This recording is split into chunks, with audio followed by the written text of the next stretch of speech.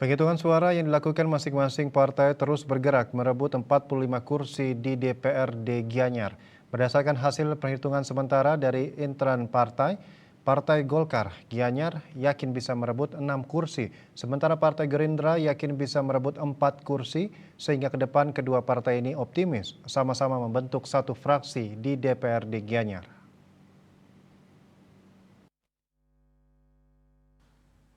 Ketua DPD Golkar Gianyar KDR Sukodano Minggu 18 Februari mengatakan hasil perhitungan sementara Partai Golkar Gianyar meyakini mampu merebut 6 kursi di DPRD Gianyar.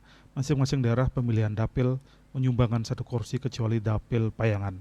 KDR Sukodano menjelaskan dari 6 kursi yang mampu direbut, 4 diraih oleh calon legislatif incumbent dan 2 calon newcomer dari dapil Tempat Siring dan dapil Tegalalang. Dengan merebut 6 kursi, pihaknya optimis membentuk satu fraksi. Syarat satu fraksi 4 kursi, senada dikatakan Ketua DPC Gerindra Gianyar Iwayan Tagel Arjano.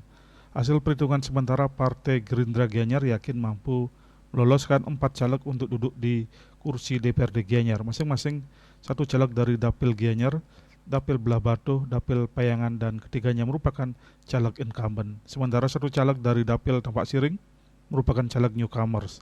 Tagel Arjana meyakini dengan merebut 4 kursi, Partai Gerindra Gianyar ke depan mampu membentuk satu fraksi di DPRD Gianyar. Ini merupakan langkah positif. Partai Gerindra Gianyar tidak perlu lagi seperti sebelumnya bergabung dengan partai lain untuk membentuk satu fraksi. Wirnaya Bali Pos.